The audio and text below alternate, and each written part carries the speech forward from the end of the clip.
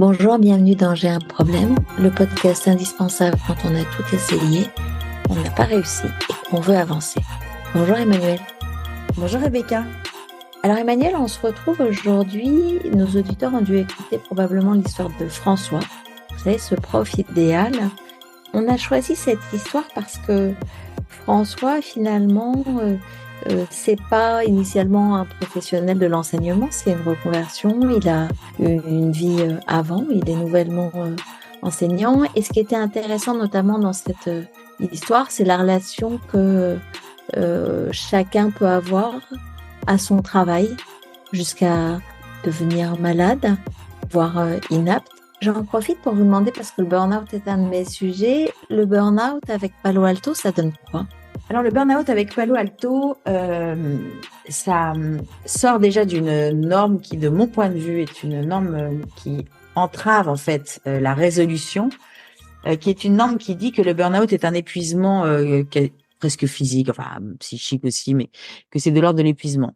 Et en fait, moi, ce que je constate, c'est que c'est souvent extrêmement relationnel, vraiment. C'est-à-dire que c'est vraiment une espèce plutôt de phobie de la relation en fait, plus qu'un épuisement, ou comme c'est le cas d'ailleurs dans le cas qui nous intéresse aujourd'hui, un espèce de combat absolument horrible et involontaire entre ce qu'on fait et les valeurs qu'on porte en fait, d'une certaine manière, ou ce que fait l'entreprise et les valeurs qui sont les nôtres, en tout cas les croyances, en tout cas la vision du monde, en tout cas ce qui est notre colonne vertébrale en fait pour être au monde. Et je trouve que du coup, si en effet on arrive à travailler sur cette nouvelle perception en fait du burn-out, on arrive de façon encore plus efficace à aider les gens, les professionnels à s'en remettre. Ouais. En fait, ce que vous dites, et là où je vous rejoins, c'est que le burn-out a à voir avec la relation qu'on entretient le vécu de, et pas seulement la résultante qui est effondrement psychique ou épuisement psychique et physique. C'est ça que vous dites? C'est exactement ça. C'est-à-dire Mm. que je pense que il y a une espèce de mythe autour de ça qui fait que du coup, ce que je veux dire par là, c'est que du coup, vous l'avez sans doute constaté, il y a un certain nombre de gens qui mettent en place des choses pour essayer de se requinquer en fait, Mhm. de reprendre des forces, de reprendre confiance en eux, comme si c'était quelque chose qu'on pouvait s'injecter, quoi, et qui sont comme un espèce de bateau autour d'une île, hein, l'île étant l'entreprise, le poste dans lequel ils étaient, et ils tournent comme ça, en essayant de reprendre des forces, et en fait, ils font que, avoir plutôt le tournis, et ils ont de moins en moins de capacité à y retourner, parce que c'est pas ça, en fait, le sujet. C'est vraiment pas Non. ça le sujet. Et c'est pour ça que je trouve que cette, façon de percevoir les choses, comme je le disais tout à l'heure, est une entrave à sa résolution, quoi. Mm. Je suis d'accord. Je suis d'accord parce qu'en fait, ça a à voir avec les facteurs de risque et la relation qu'on entretient à ces facteurs de risque, mais ça part bien de mon vécu du travail, mon incapacité, là, ce que vous disiez à propos de François, mais qu'on va voir, c'est la question du conflit de valeurs qui peut être une ressource quand ça fonctionne bien ou qui peut être un facteur de risque quand c'est justement pas respecté. Mais c'est bien une question effectivement, de relation, d'interaction ou de boucle interactionnelle, je sais pas, c'est probablement comme ça que vous le diriez, et pas seulement de la résultante qui est j'ai plus d'énergie, j'ai plus. Ça, c'est effectivement la résultante. Je suis à 100 Ah, d'accord. d'accord. Alors au début dans l'histoire, il dit je voulais faire bien, je voulais transmettre, etc. Et finalement, j'ai pas fini, j'ai pas réussi. Je me suis mis à terre. Est-ce que le thérapeute, la thérapeute systémicienne, praticienne du modèle de Palo Alto que vous êtes, est tenté de le rassurer, alors, d'ailleurs, on dirait de le narcissiser. Parce que moi, quand je l'entends, j'ai hyper envie spontanément de saluer ce qu'il fait, de valoriser ses efforts, de lui dire que s'il regardait ses élèves comme il le fait pour lui, bah, ce serait drôlement dur, etc. Au-delà de le rejoindre, qu'est-ce qui se passe pour vous à ce moment-là? Oui, j'ai vraiment tout à fait envie de le câliner même, pratiquement, parce que je trouve que c'est d'une injustice absolument invraisemblable. C'est-à-dire que cet homme, passe un temps absolument inouï à essayer de faire en sorte que les enfants, les élèves se sentent le mieux possible dans sa classe, dans les apprentissages chez lui, et cetera. il y consacre une énergie incommensurable et il obtient exactement, mais et strictement l'inverse de ce qu'il veut. Donc je trouve ça profondément injuste. Et en même temps, ce qui est compliqué, c'est que à la fois, j'ai envie de lui dire tout le bien que je pense de cet engagement, tout en lui disant, il va falloir arrêter ça parce que vous voyez que c'est précisément ce qui est en train de vous abattre en fait, de vous anéantir même d'une certaine manière. D'ailleurs, il dit, j'ai vraiment pensé à renoncer, à repartir en entreprise. C'est un peu glaçant. Je me demandais en quoi plus généralement la thérapie systémique, comment elle pouvait aider à choisir. C'est-à-dire que on voit la souffrance, on voit le fait que ce soit un problème du ici et maintenant, on voit ces tentatives de solution.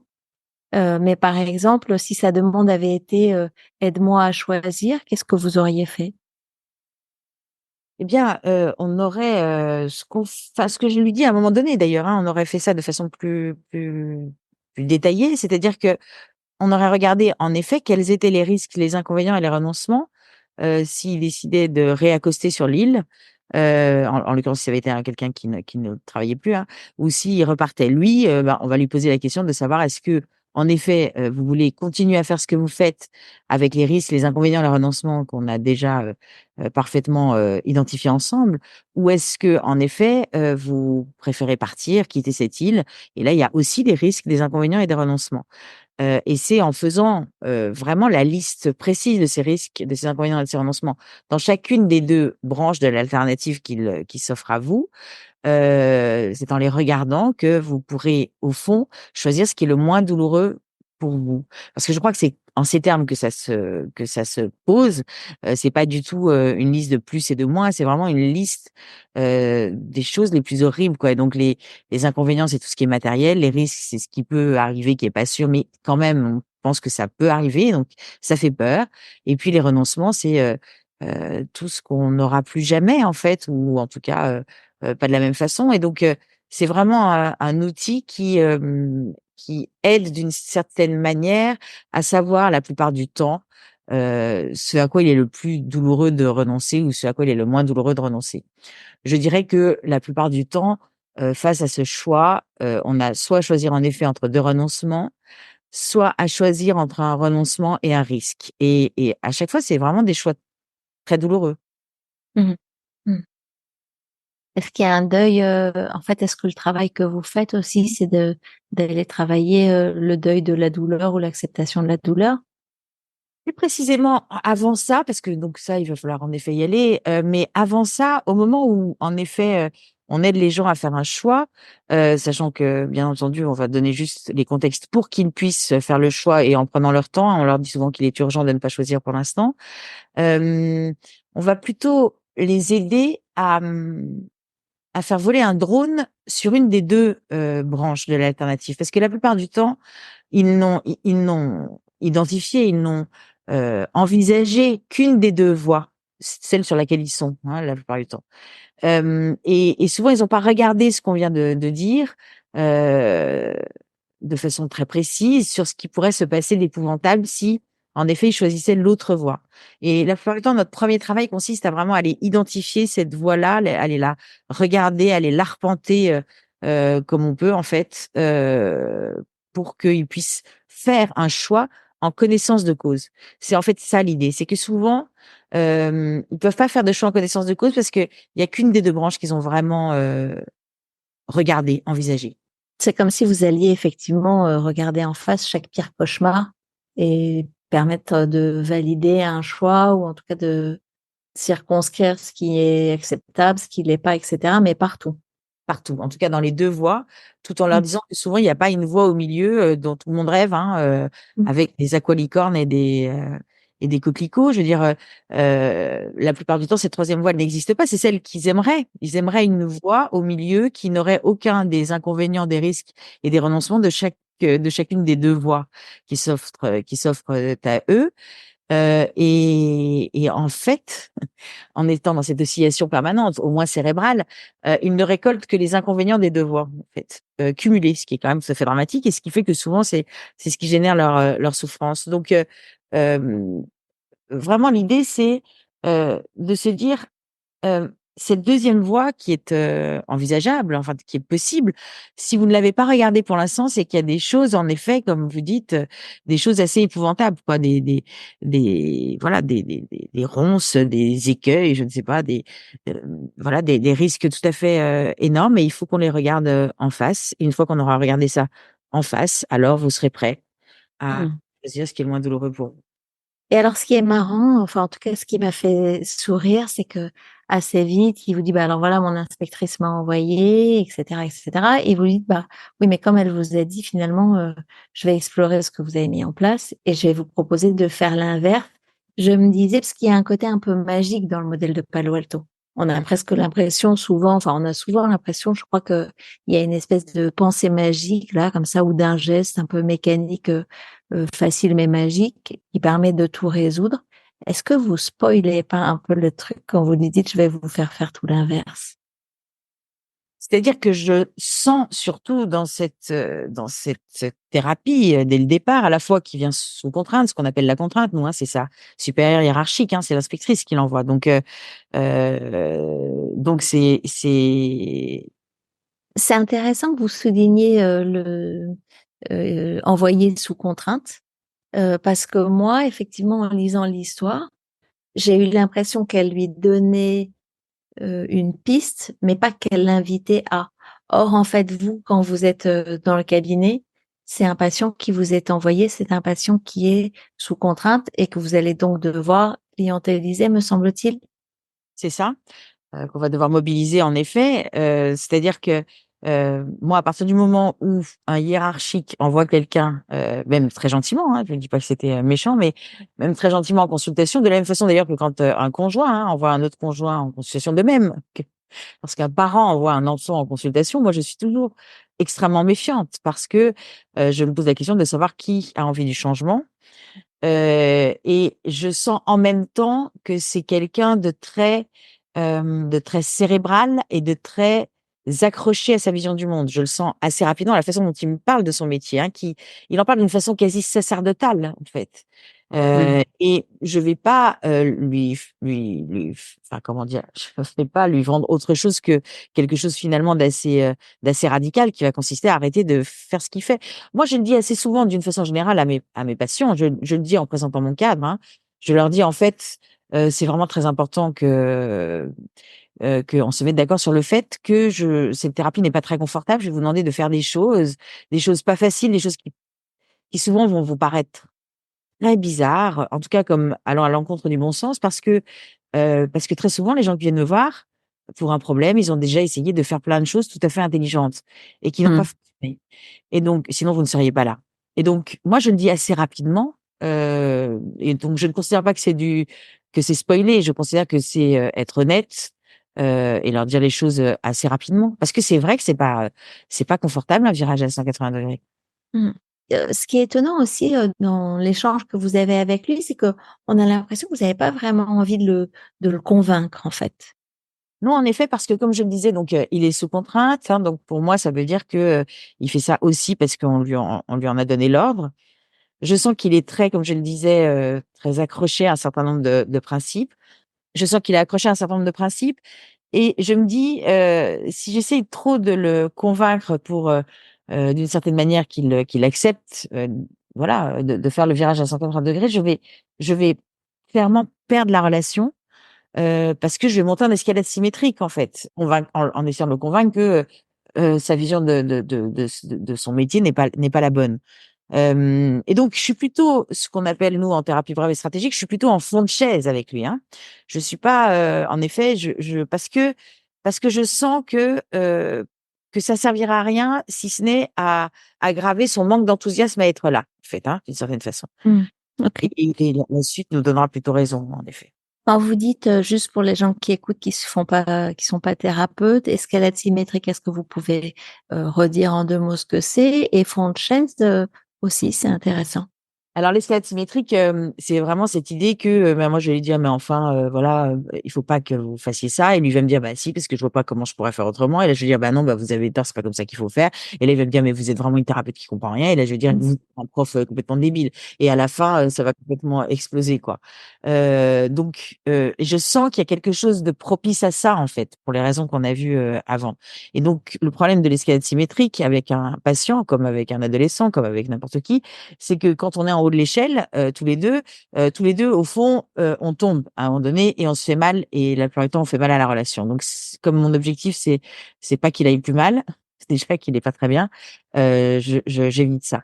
Et puis, le fond de chaise pour éviter l'escalade symétrique, c'est vraiment, c'est une métaphore que j'utilise avec mes étudiants, c'est que je leur dis: «J'aimerais bien que vous vous visualisiez avec un bout de scratch sur votre chaise, le fond de chaise, enfin le dossier et puis votre pull pour que vous restiez, à l'arrière, en fait, pour laisser la responsabilité à votre patient de décider ce qui lui semble bon ou pas dans le fait de faire un virage à 180° ou dans le fait de rester dans la situation dans laquelle il est. Parce qu'au fond, c'est de sa responsabilité. Nous, comme je le disais, juste avant, nous, notre métier, c'est de l'aider, à prendre cette décision en connaissance de cause. Mmh, d'accord. Et c'est presque, du coup, par rapport à ce que vous disiez tout à l'heure, une façon d'être sûr ou de s'assurer qu'il est vraiment client, en fait? Il est vraiment client ou pas? Oui, oui, bien sûr, ou pas. Ouais. Mais en tout cas, c'est de ne pas penser à sa place et ne pas faire à sa place et respecter l'idée que l'autre, est expert de sa situation. Assez vite, vous lui dites finalement, comment vous avez fait pour rétablir le calme et cetera et puis vous dites que, le 2e objectif qui s'est fixé, qui est de préserver la relation avec ses, étudiants, avec ses élèves, c'est celui-là qui est capital pour lui. Vous vous rappelez ce qui vous emmène sur cette intuition-là?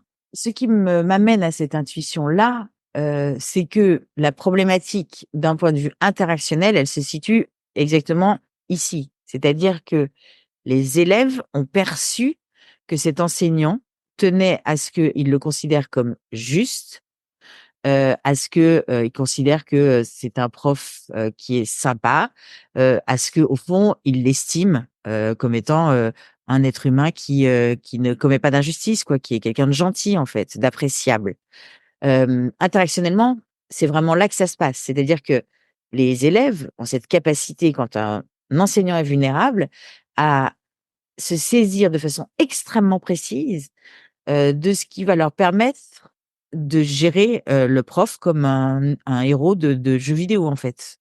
C'est-à-dire que, lui, il est tellement paniqué à l'idée qu'on dise qu'il est injuste, qu'il est méchant, que c'est vraiment pas un prof sympa, c'est hyper facile de le manipuler et c'est ce que vont faire les élèves, en fait. Un peu comme ce que vous partagez, vous racontez dans les situations de harcèlement dans lesquelles quand on perçoit la vulnérabilité de l'autre, c'est là-dessus qu'on tire, c'est de cela dont on se saisit pour continuer à mettre à mal. Exactement. Alors, dans les cas de harcèlement, l'objectif, en effet, c'est de mettre à mal et de se sécuriser soi-même et d'éprouver du plaisir, voilà. Là, en plus, il y a un côté où ils obtiennent des dérogations, où ils obtiennent, des atténuations de mauvaises notes, où ils obtiennent des choses, en fait, en Mmh. faisant ça. Donc il y a vraiment ce double, objectif et en effet, c'est tellement facile que, bah, qu'à la limite presque, on pourrait les comprendre d'un point de vue juste, intellectuel, pas moral évidemment, mais, on pourrait comprendre qu'en effet, ils s'en saisissent. Quand il vous raconte après, c'est marrant, enfin c'est pas marrant d'ailleurs, mais c'est assez, perceptible, son mouvement d'aggravation, le processus un peu, dans lequel il dit qu'il s'enfonce de plus en plus, qu'il est de plus en plus mal. On lit très bien, on ressent très bien l'espèce de mouvement un peu crescendo qui fait que le problème finit par prendre absolument toute la place. Ce que je me demandais, c'est, en l'entendant et en entendant ce mouvement-là, on a l'impression qu'il est en train de construire, tout seul les murs de sa prison, comme s'il mettait chaque brique, aussi bien avec les mesures qu'il va prendre derrière qu'avec, ce qu'il est en train de d'expérimenter. Quand vous êtes en face de lui, dans la posture du thérapeute, qu'est-ce que ça vous inspire? Qu'est-ce que ça vous donne envie de tirer comme fil? En fait, ce dont j'ai envie très rapidement, c'est qu'ils puissent percevoir que, on peut ensemble enlever, quelques pierres de ce mur à un endroit précis et qui peut avoir la possibilité de sortir par ce trou. C'est ça en fait que j'ai envie de faire.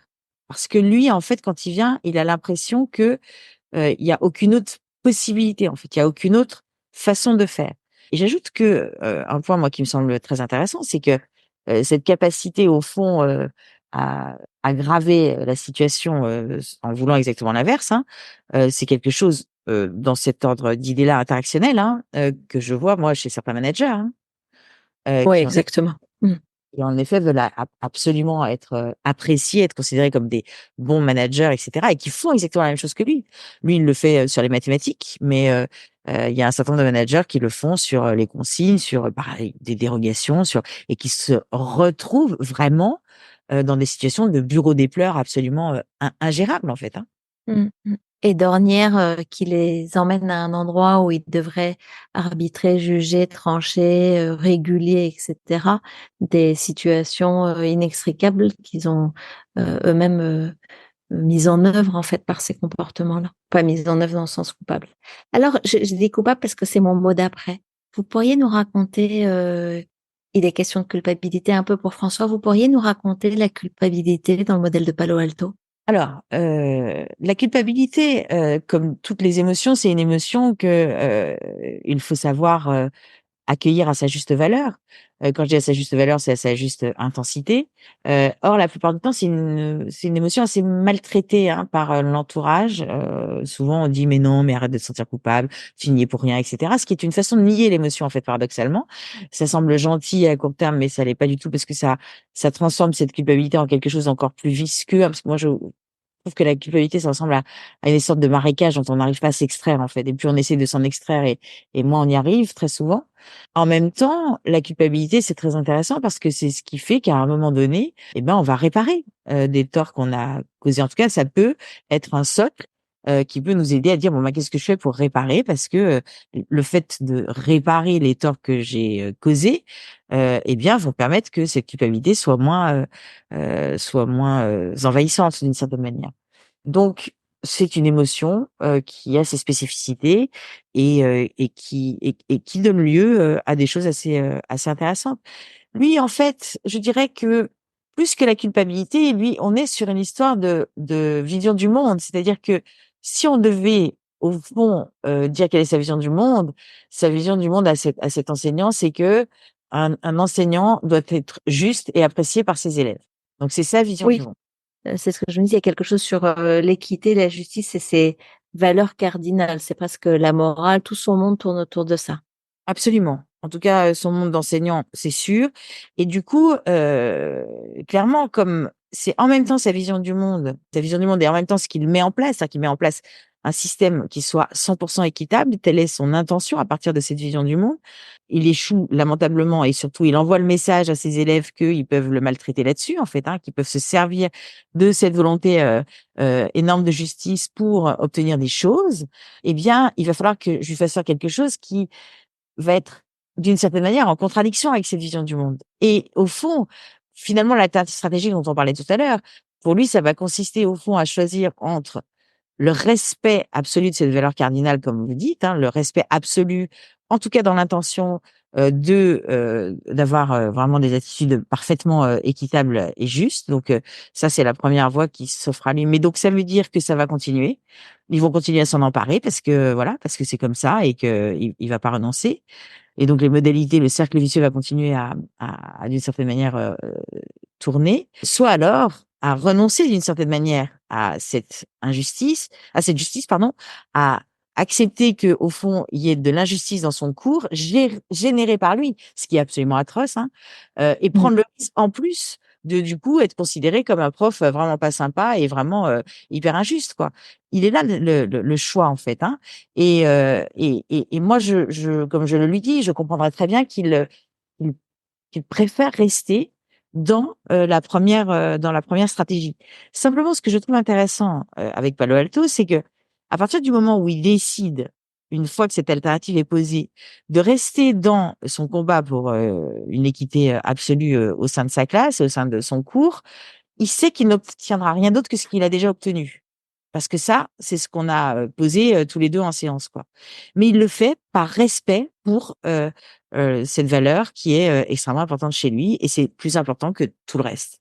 Et moi, je ne peux que respecter ça, quoi. D'ailleurs, ce qui se passe derrière, c'est que votre associé parie que il va pas le faire, qu'il va pas mettre en œuvre vos prescriptions. Vous, vous dites que vous êtes un peu incertaine. Je me suis demandé, alors, et du coup, je trouvais que c'était, j'avais envie de vous dire merci de partager parce que je pense qu'on apprend aussi avec ce qu'on n'a pas fait de la bonne façon, de partager que bah tiens cette fois-ci ça n'avait pas tout à fait fonctionné comme d'habitude. Je me demandais ce que vous appreniez encore. Ah oui, mais alors moi, j'apprends tout le temps. Et là, dans cette situation-là, moi, j'ai appris vraiment énormément. C'est que un 180 degrés qui n'est pas suffisamment ciselé pour s'insérer correctement dans la vision du monde de la personne, c'est quasi impossible à faire. Et au fond, c'est vrai que je me suis dit que j'aurais dû beaucoup plus insister sur le fait que ce qu'il mettait en place pour être le plus équitable possible, s'avérait à minima être extrêmement injuste et donc véhicule de l'injustice qui est donc vraiment ce qu'il déteste auprès des élèves qui avaient envie de travailler puisque c'était un chahut absolu dans sa classe. Donc ce faisant, il créait de l'injustice et puis aussi il créait de l'injustice vis-à-vis de lui-même. C'est-à-dire qu'au fond, il tolérerait que les enfants soient extrêmement injustes eu égard à son investissement et que donc il leur faisait faire un apprentissage que au fond l'injustice c'était pas grave. J'aurais dû beaucoup plus m'appuyer là-dessus en fait pour lui montrer que son cercle vicieux non seulement ne fonctionnait pas d'un point de vue professionnel mais qui ne fonctionnait pas non plus d'un point de vue moral. Et là, en morale, vous auriez effectivement touché ces valeurs cardinales que sont le partage de la transmission, etc., etc. Et du coup, peut-être que c'est ça que vous dites que vous auriez été accueilli autrement. Je pense que peut-être ça aurait pu être plus répulsif de continuer à faire ce qu'il faisait en fait, hein, d'une certaine façon. Moi, j'ai la certitude que il a tenu, ce qu'il voulait tenir, c'est-à-dire, jusqu'à la fin de l'année scolaire et que je pense qu'ensuite il a changé. C'était trop violent, en fait. Mais je pense qu'il s'est dit, en effet, que, continuer comme ça n'était pas possible physiquement, mais continuer autrement, ça n'était pas possible moralement. Et pour vous, comment c'est en posture de thérapeute de vous dire, parce que vous l'écrivez rapidement, que vous l'avez pas aidé, est-ce que vous êtes sûr de pas l'avoir aidé d'une certaine façon? Parce que finalement, peut-être que vous l'avez aidé à aller au bout de son truc qui marche pas. Oui, j'ai vraiment la sensation de ne pas l'avoir aidé parce que je pense que c'est quelqu'un qui va quand même quitter ce métier-là avec une sensation d'échec terrible, quoi. Et donc ça, moi, je m'en veux terriblement. Et ce que je trouve important, c'est de se dire comment j'aurais pu faire mieux et comment je ferais mieux si jamais j'ai une situation de cet acabit, que ce soit dans l'enseignement ou ailleurs, quoi. Comment ne pas heurter la vision du monde dans les prescriptions qu'on fait, dans les propositions qu'on fait, à nos patients. OK, merci. Est-ce que par rapport à cette histoire de François et de sa classe, il y a des choses qui étaient intéressantes dans cette histoire qu'on n'a pas dépliées, qu'on n'a pas questionnées, que vous auriez envie de d'éclairer? Non, je pense qu'on a fait le tour. Merci Emmanuel, on se retrouve pour une prochaine histoire dans J'ai un problème. Vous vous rappelez, vous commencez par écouter l'histoire et puis après la conversation avec Emmanuel, vous pouvez noter, partager, commenter ce podcast. Merci, à bientôt Emmanuel. À bientôt.